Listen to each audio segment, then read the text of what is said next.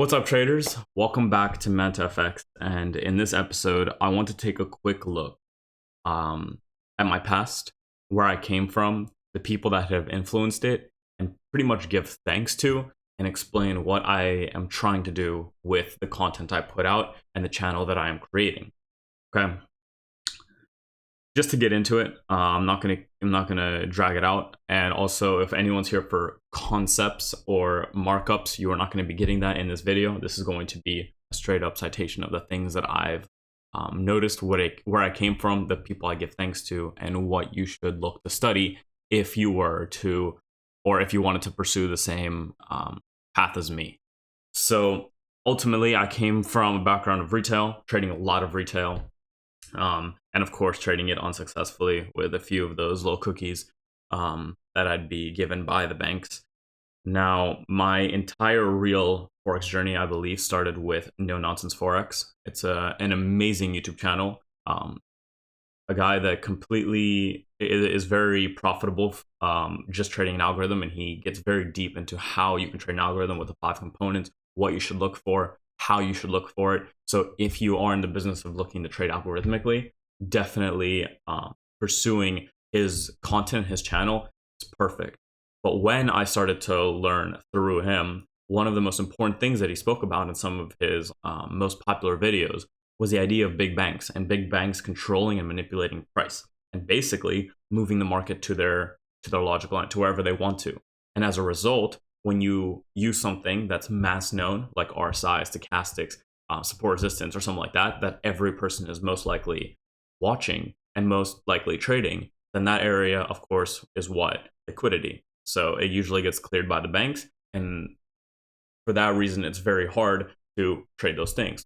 So he diverged himself from all of that, and No Nonsense Forex said, okay, so take these 5 different things that I use randomly, that you can find randomly as well, put them together, and you've created a pattern that most likely no other trader in the world is trading, right? So that's your edge, per se, and you have your risk management tied into it, and you can make money doing it. Sign up with a prop firm, and all of a sudden you can be making tons of money.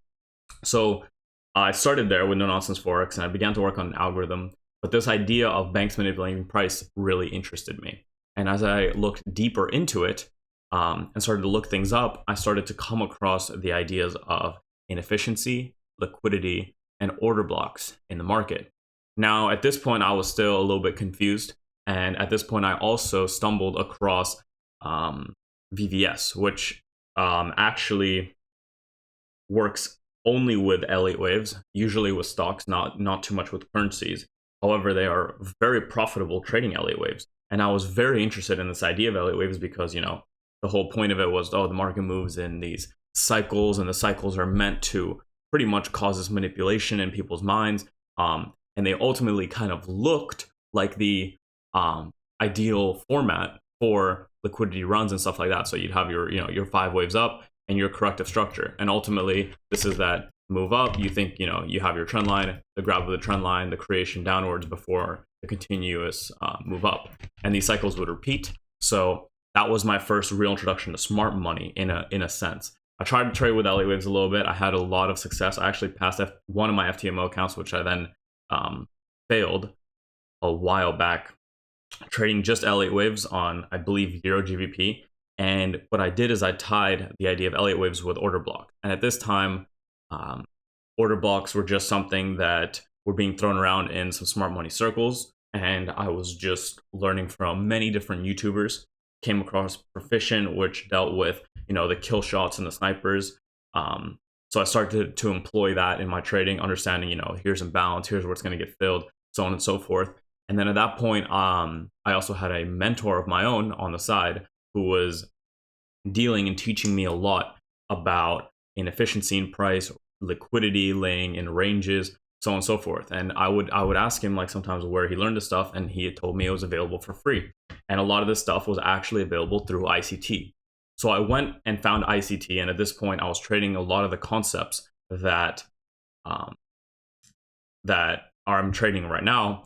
But when I found ICT, he basically put a lot of complex things that I used to see in the market into a well-defined label.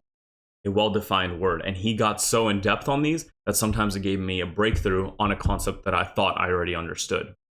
And as a result of those breakthroughs, I adopted his terminology. So if any of you know, most of you that are new might not, but most of you that are coming back from other institutional side markets fully know that ICT is the sole creator, or at least the one that kind of pushed the institutional side of the market to the forefront of YouTube, introducing us to amazing concepts of liquidity, order blocks, stop hunts, the orders that line the markets, imbalances, well, not imbalances actually, I guess in his words, fair value gaps, liquidity voids, the fill of those. And of course, he adopted some of those ideas from things that he's read growing up, from all his experience in the actual field. But at that same time, I'm sure that he's created some absolutely insane concepts himself. And despite the fact, as most of you may know, some of my videos were removed by him, it was because I wasn't citing him, as I didn't recognize that he was that sole creator because of the places I learned from. So seeing how a lot of online mentors and the people that I actually ended up learning from,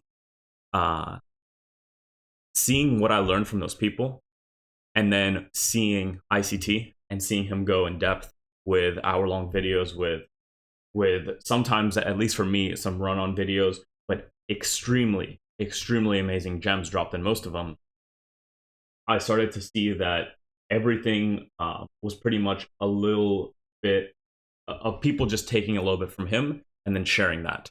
And I guess I was introduced to ICT the wrong way, which wasn't to see him at first and then move from there into the smart money circles, but instead be introduced to smart money by way of Wyckoff and Elliot, and then make my way to him in the end. So I ended up coining a lot of his, I ended up using a lot of his phrases and words like breaker blocks, mitigation blocks, because I thought they best explained the market and created a view for me that I could trade by. After being able to create a trading strategy that I could employ and use myself, I wanted to teach my way of looking at a market to people. And to do that, I had to employ a lot of the same concepts that, well, I guess we could say that ICT uses. And although they might differ a little bit, such as, the order blocks are pretty much a staple, but sometimes how you label that order block or what you circle can change. Also, breaker blocks, I guess for ICT, they are usually a structure break and then the breaker block forms. For me, it was just any order block that gets traded back through. But then again, the concept of it, or the word of it at least, came from ICT.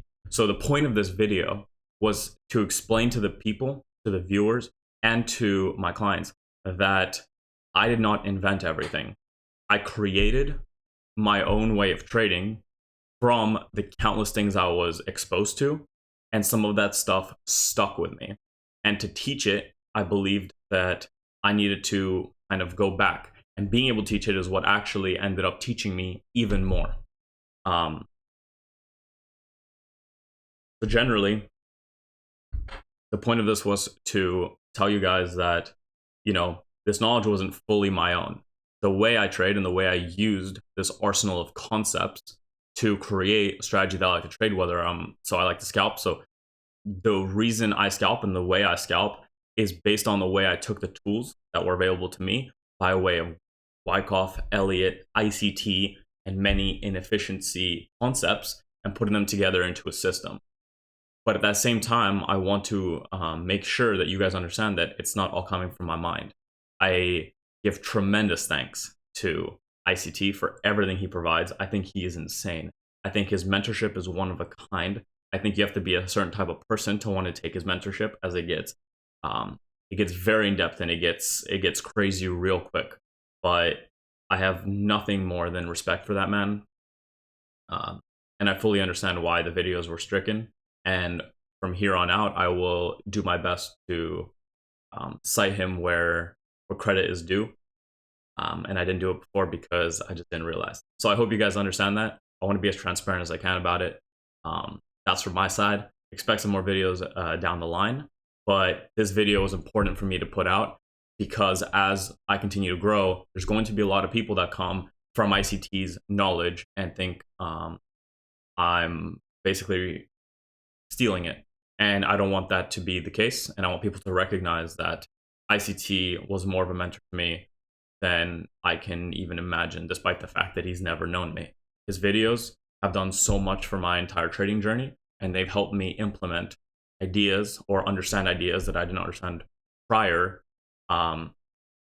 into a much more logical format and allow me to think through them in a different way. So now when I talk about a market or I do a markup, I can see a lot more than I probably would have going into this without the labels for some of these concepts. So thank you for watching, guys. I know this was kind of a drag. I know the video was a little bit long, but I believe it's very important for you guys to understand where my roots came from, how I kind of came to be, and all the people and things that have influenced me along the way. All right. So thank you guys, and stay posted for some markups.